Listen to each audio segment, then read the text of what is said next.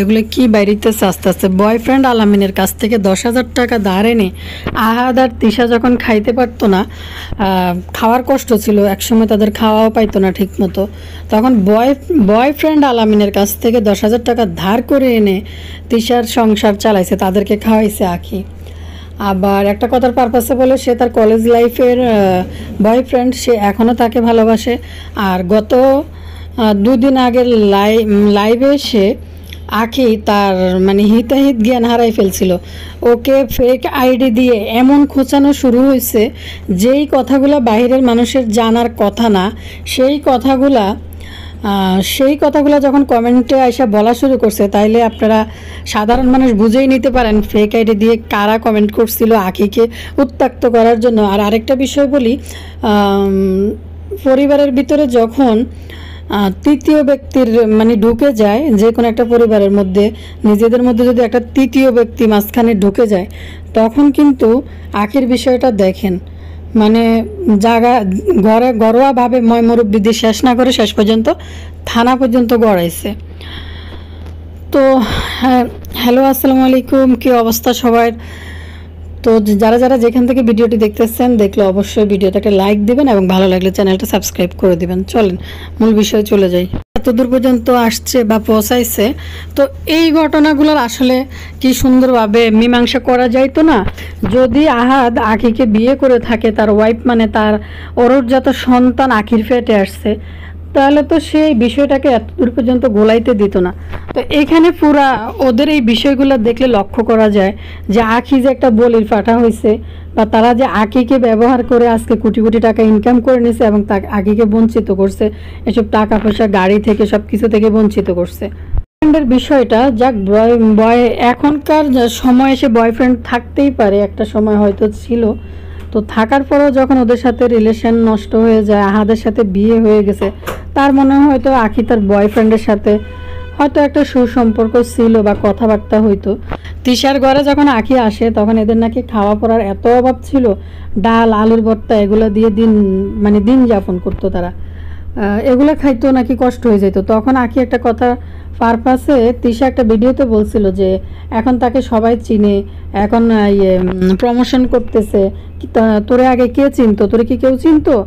বাপুরে কে না, মানুষ কোনো না কোনোভাবে হয়তো মানুষ কেউ না কেউ কাউকে কোনোভাবে চিনে। আর তিশা যারা যেই বড় সতীন, তাদেরকে কে চিনতো? তাদের লাইফে আখি আসার পরেই তো তাদেরকে মানুষ চেনা শুরু করছে। তো বড় সতীন যখন বিভিন্ন ভিডিও প্রমোট করতো তখন নাকি বলতো যে আখিকে দিয়ে প্রমোট করাবেন না, অ্যাটলিস্ট বয়েসটা দিয়ে দিন। তো আরও বিষয় হয়েছে, তো একটা পর্যায়ে এখন আখি যখন কাজ করা শুরু করতেছে, সে কিন্তু পরিচ্ছন্ন কাজ করতেছে। দেখেন হিংসা মানুষকে কোন জায়গায় নিয়ে যায়। আজকে সে তখন বলছে যে আখি কাজ করতে পারে না, আখি কাজ জানে না, এবং যারা ছিল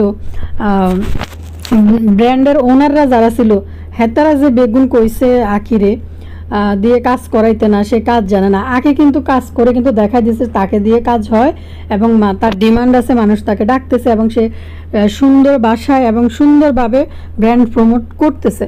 অলরেডি তার পিছনে লোকজন মানে অনেক পড়ে গেছে তাকে দিয়ে প্রমোট করানোর জন্য।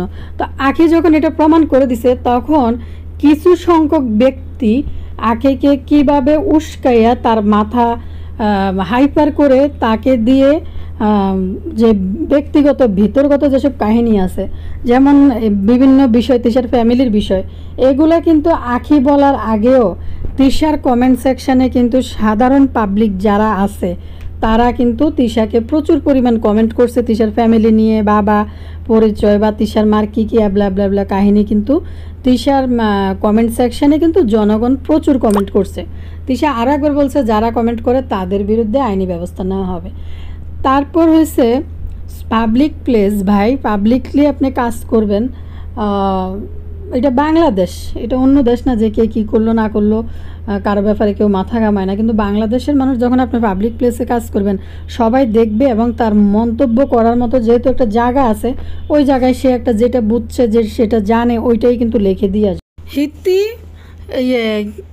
আখির কথা বলি, যখন দেখছে তার একটু ফেমাসিটি বেড়ে গেছে, মানুষ তাকে পছন্দ করা শুরু করছে, তখন কে বা কারা, যেগুলো ব্যক্তিগত কাহিনী, যেগুলো তারাই জানে, তিশার তিশার পরিবারের জীবনে কি কি করছে না করছে, তিশাদের লাইফে কি কি আছে না আছে, এগুলো কিন্তু যেহেতু তারা 2 বছর এখানে একসাথে ছিল, তো সতীন সতীন খেলাখেলি খেলছে, সেখানে আখি কিন্তু সব কিছুই জানে। তা আখি কিন্তু পাবলিকলি বলতে আসে নাই তো তিশার পরিবারের কোনো কিচ্ছা কাহিনী, কিন্তু তিশাই লাইভে বসে বসে আখিরে যথেষ্ট পরিমাণ খোঁচানোর চেষ্টা করছে।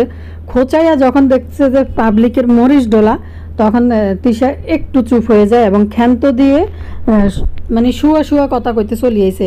হ্যাঁ, আমার সাথে তো কথা হয়েছে, 1 ঘন্টা কথা হয়েছে, ফোন কিনছে না কিনছে সব কিছু।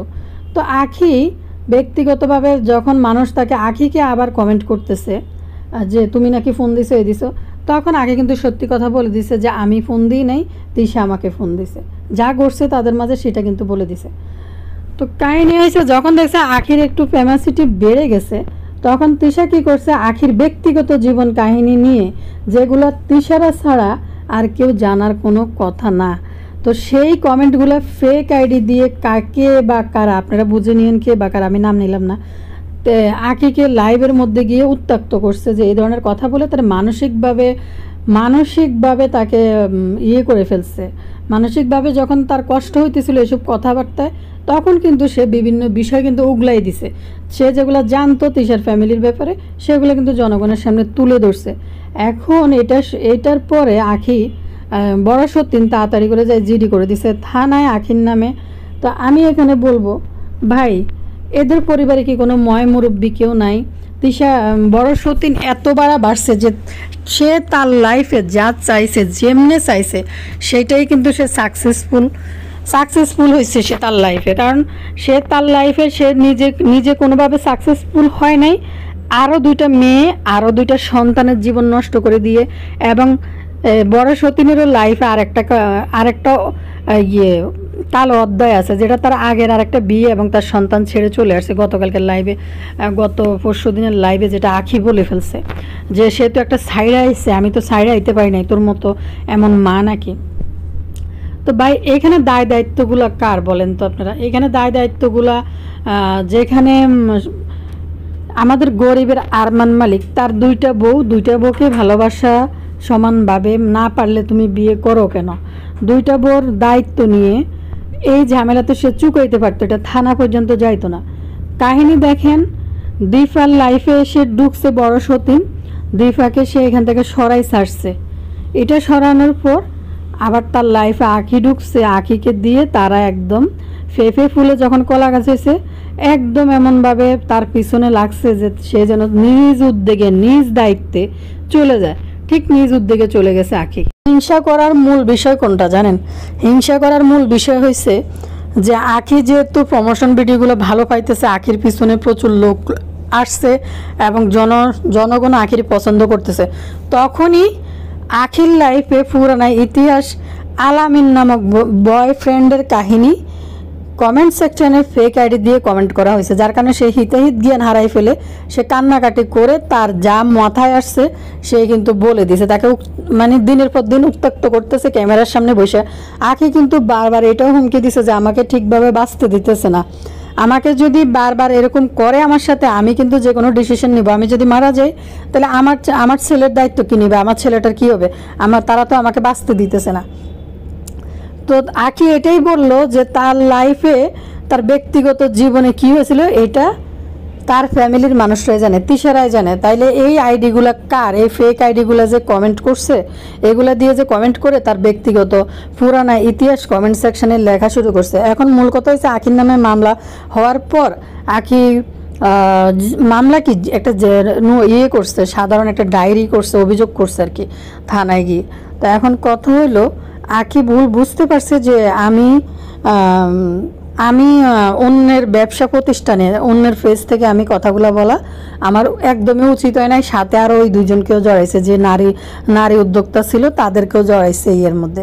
তো আখি তার ভুল বুঝতে পারছে, তার আইনজীবীর মাধ্যমে সে সরি চাইছে। সরি চাওয়ার কারণে ঘটনা কোন জায়গা থেকে কোন জায়গায় গড়াইছে দেখেন। সরি চাওয়ার পরে এদিকে আমাদের গরিবের আরমান মালিকের বড় বউ, আমাদের বড় সতীন, হেতি কিন্তু সুন্দর করে আইসা পাশের বাসার ওই যে চুলকানিওয়ালা ভাবি আছে না, বান্দুরগিয়া হলা লই ঘুরে, এই বান্দুরগিয়া হলাওয়ালা চুলকানি ভাবিরে নিয়ে কালকে আইসা এমনভাবে বই একখান ভিডিও বানাই হিতে গেছে, হাসতে হাসতে খুশিতে হিতের আন্ডা ফাটি যেতেছে। যে কথা হয়েছে যে ওই যে হিতি আঁকি মাপ চাইছে লাইভে এসে সবার কাছে তার আইনজীবী নিয়ে, এতেই উনি অনেক খুশি। আর চুলকান্না ভাবি তো মুখ ডাইকা হাসতেছে। চুলকান্না ভাবিরে নিয়ে একটা ভিডিও আমার চ্যানেলে দামাকা আসতে যাইতেছে, অপেক্ষা করবেন। চুলকান্না ভাবি আসলে কে, তার আসলে পরিচয় কি, এটা আপনাদের সামনে আমি তুলে ধরবো আরেকটা ভিডিওতে। আমি কিছুক্ষণ আগে একটা রিলস ঘাটতে একটা জিনিস দেখছি, কোনো একটা ভিডিওর কোনো একটা স্কলারের বয়ান থেকে উনি বলছে আপনার ফ্যামিলিতে যদি কোনো ঝামেলা ঘটে থাকে আপনি এটা পারিবারিকভাবে সমাধা দেন, আর যখন আপনার এই পারিবারিক ঝামেলাটা তৃতীয় ব্যক্তি ঢুকবে আপনাদের মাঝে, তখন হয়তো সাময়িক আপনি একটা বিচার পাবেন বা শান্তি পাবেন, তবে আপনার সংসারের সুখ আগের মতো কোনো দিনে ফিরে আসবে না, আপনার সংসারের সম্পর্কগুলো একদম নষ্ট হয়ে যাবে, যেটা ইসলামের দৃষ্টি থেকে উনি ওই বয়ানটা দিছিল। তো তেমনি তিশা, আখি, আহাদ, তাদের জীবনে এই গরিবের আরমান মালিক, সে কিন্তু ঘরের মধ্যে, আখিও কিন্তু তার বউ, ঘরের ভিতরে এগুলো সমাধান করে দিতে পারতো, এগুলো সমাধান না করে এমনভাবে ঘোলা জল এমন জায়গায় গড়াইয়া কোন জায়গার জল কোন জায়গায় নিয়ে ফেলছে, সে একটু বাঁচতে চাইছে, বাচ্চাটারে নিয়ে নিজে কাজ করে চলতে চাইছে। মানে হয়েছে হিংসাটা কোন জায়গায়, হিংসাটা হয়েছে যে আগে কাজ করতেছে, তাকে কাজের মাধ্যমে যেন তার মাথা নষ্ট করে দেওয়া যায় এবং তার ব্যক্তিগত জীবন নিয়ে টেনে এনে ওই ব্রিটিশ আমলের বয়ফ্রেন্ডের কথা, যেটা আখি বলল যে ওই বয়ফ্রেন্ড থেকে টাকা এনেও তাদেরকে খাওয়াইছে, তারা এরকম আলুবাজি আর ডালটা দিয়ে খাইছে, যে হ্যাঁ আমার জীবন আমি ভুল করছি, আমার বয়ফ্রেন্ড ছিল, আমি এখনও তারা পছন্দ করি, এটা অস্বীকার করার কথা না।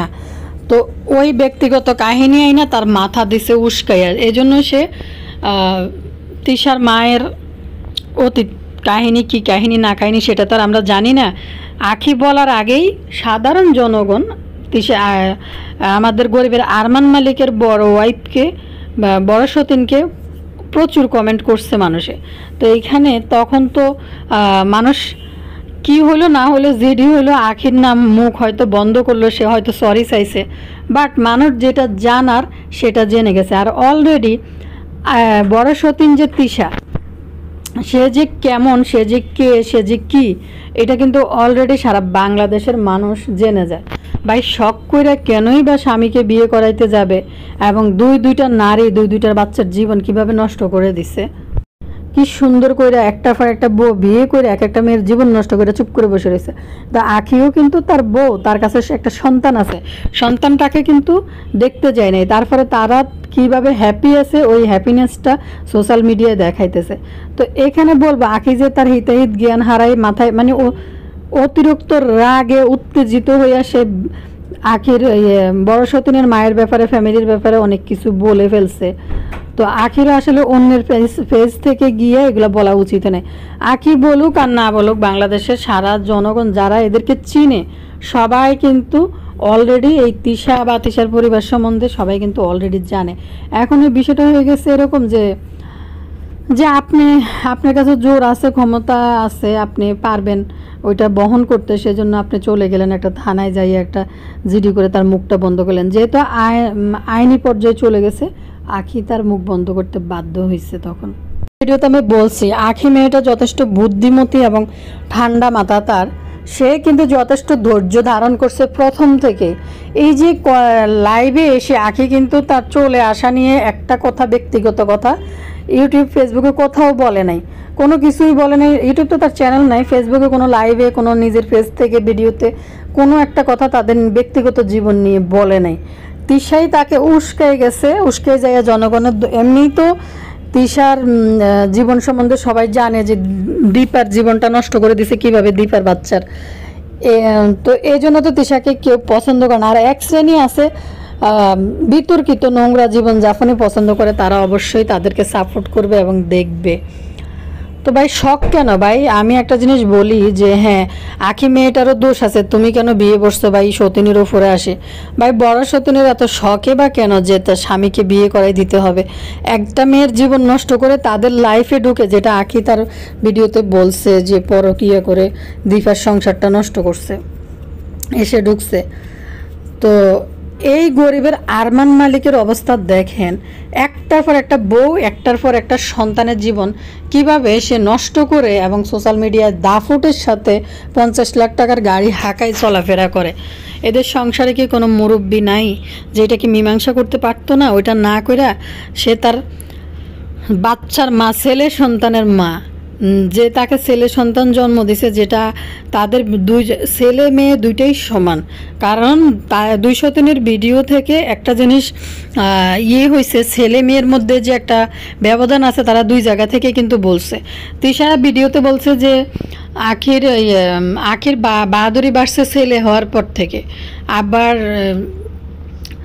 আকি তার ভিডিওতে বলছে যে আমার ছেলে হওয়ার পর থেকে হিংসায় মরে যায় ছেলে নেওয়ার জন্য, আমার ছেলে হয়েছে দেখে বেশি আরও সংসারে ঝামেলা শুরু হয়েছে। তো এরকম হিংসা করে তো কোনো লাভ নাই, আল্লাহ তো এই জন্য তোরে কোনো আর সন্তান দিবেই না। কি হয়েছে জানি না, তিশার হয়তো কোনো সমস্যা কি জানি না কি। তো ভাই কেমন টাইপের, এই টাইপের পুরুষ, কেমন ধারার পুরুষ সে? দুইটা মেয়ের জীবন নষ্ট করে দিয়ে বসে বসে মাঝখানে তামসা দেখে, এবং মহিলাদের মতো পাশে বসে বসে বড় বউকে চুগলিগিরি করার জন্য আগাই দিতেছে যে চুগলিগিরি করো তোমরা, এমন একটা অবস্থা। তো আজকের মতো ভিডিও থেকে আমি বিদায় নিচ্ছি। পরবর্তী ভিডিওতে আরেকটা ধামাকা নিয়ে আপনাদের জন্য আসবো। আল্লাহ হাফেজ।